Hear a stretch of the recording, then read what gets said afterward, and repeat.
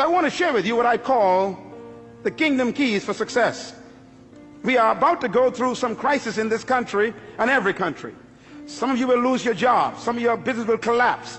Some of you will have downsizing and right-sizing. Some of you will have problems trying to keep your house. And some of you are going to actually lose your capacity to generate income. And I've been sent here by God, perhaps just among the other leaders, to tell you, look, if you're going to make it through the crisis, you have to focus on management.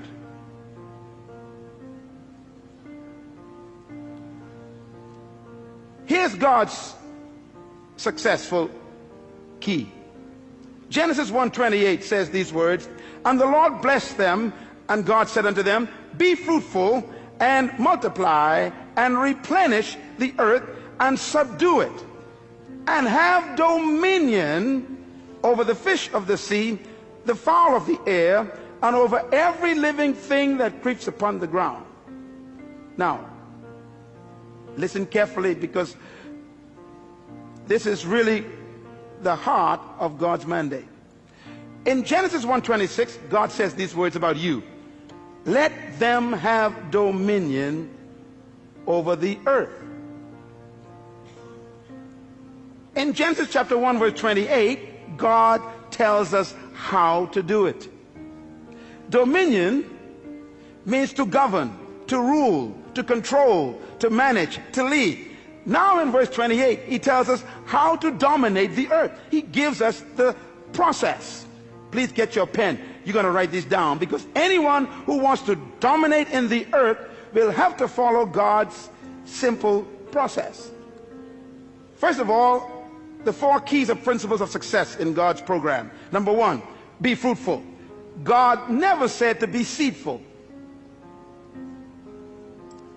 The first command God gave man was to be what? Fruitful. It's impossible to produce fruit unless it was preceded by seed. God will never demand what doesn't exist already. So God's first command is to be fruitful. Now, when I looked at the word fruitful in the original Hebrew, it does not mean to have children. It shocked me. For example, if having children was the essence of God's command, then Abraham didn't do a good job with just one legitimate child.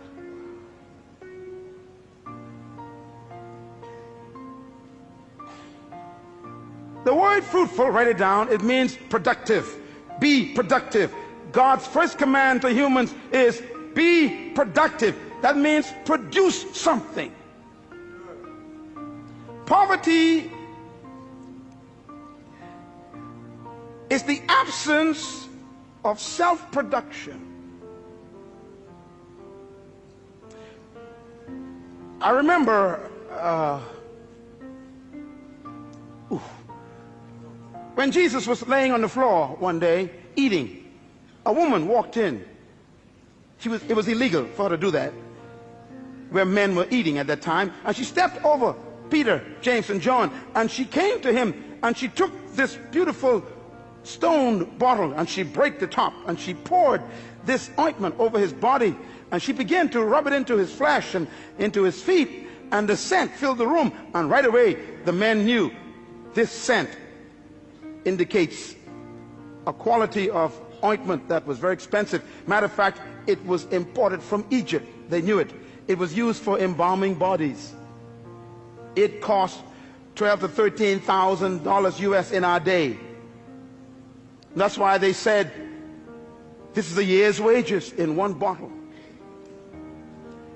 And they complained to him and said, sir, why do you let this woman waste this precious money on your body?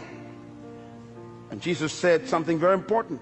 They said it could have been given to the poor. His answer was, the poor you always have with you. Now, when I looked at the word poor there, it shocked me. It doesn't mean those who lack. It means non-productive ones.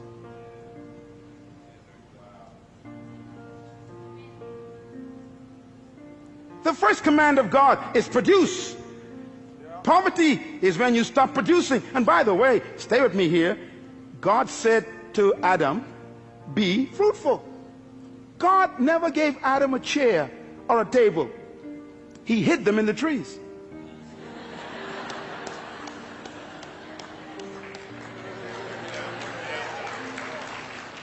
God never gave man shoes. He hid them in the cows. God never built a building before. He hid the buildings in the dirt, in the concrete. He hid the cars in the ore, in the mountains. Be fruitful. Be productive.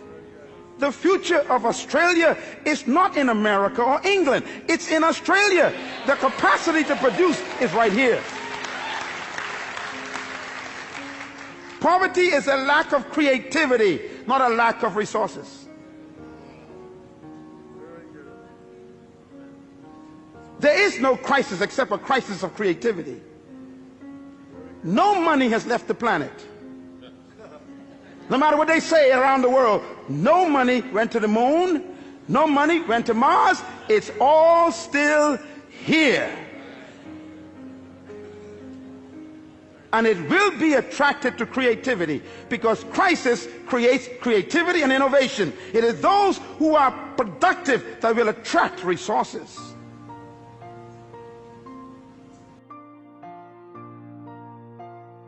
Is multiply. Multiply means to reproduce what you produced. If you follow any successful company, you know, I was driving here a moment ago and I just saw McDonald's. And McDonald's is far away from its original headquarters in Orlando. And it's amazing, when you go to McDonald's in any part of the world, it's the same burger. McDonald's has discovered God's program more effectively than the church. First of all, you what? Produce. Everybody say produce. In other words, you produce something. You produce one good item. McDonald's produced a product called Big Mac. You cannot find the Mac anywhere else. That's their fruit. But having a good product, you will still die of starvation. A good idea doesn't make you wealthy or successful. You got to be able to move to stage number 2. Multiply. Reproduce it. McDonald's have to develop a system that can produce 1 billion burgers every single month. And it's the same Big Mac. In China, in Ukraine, in Mexico, it's the same burger. In the Bahamas, in Jamaica, in Trinidad, in London, it's the same burger. Why? They have learned to move God's second stage. They produce and then they reproduce. Every successful business on earth has stolen God's process, and only the church have missed it. That's why we're broke. Microsoft, Bill Gates produced one good fruit, and then he put the system in to multiply it. What you cannot reproduce will die. The third command of God is very important. He said replenish. Everybody say replenish. The word replenish means to distribute. You know, it's incredible. God's ideas are all business ideas. Why? You are a manager. No matter how good your product is, and no matter how many times you reproduce it, nothing can destroy a company faster than dead inventory.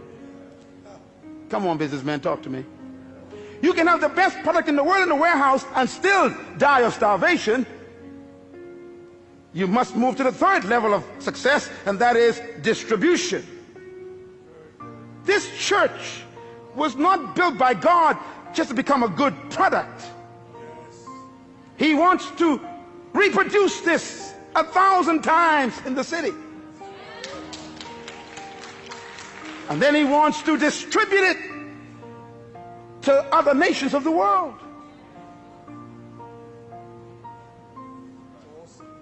Any company, anywhere in the world, who are successful have followed God's program.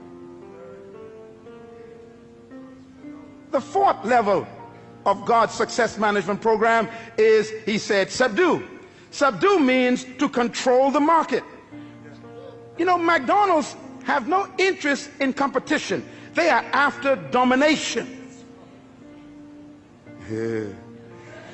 If you are in business and you don't have a plan to dominate the market, get out of the business.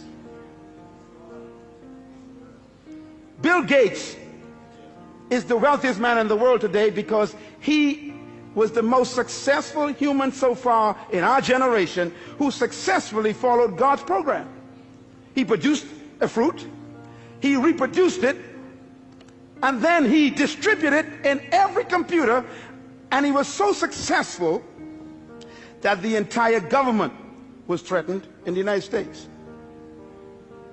He began to dominate the entire computer market. So they called him into Congress, sat him down, and said, "You can't do this. You're too successful. You can't control every computer in the world." His success made him a threat. What are you doing with your gift? That's why I'm here today. You were born with a gift. Oh, I need 2 more sessions for this. This is too important. Listen to me. Your life is a packaged seed bag.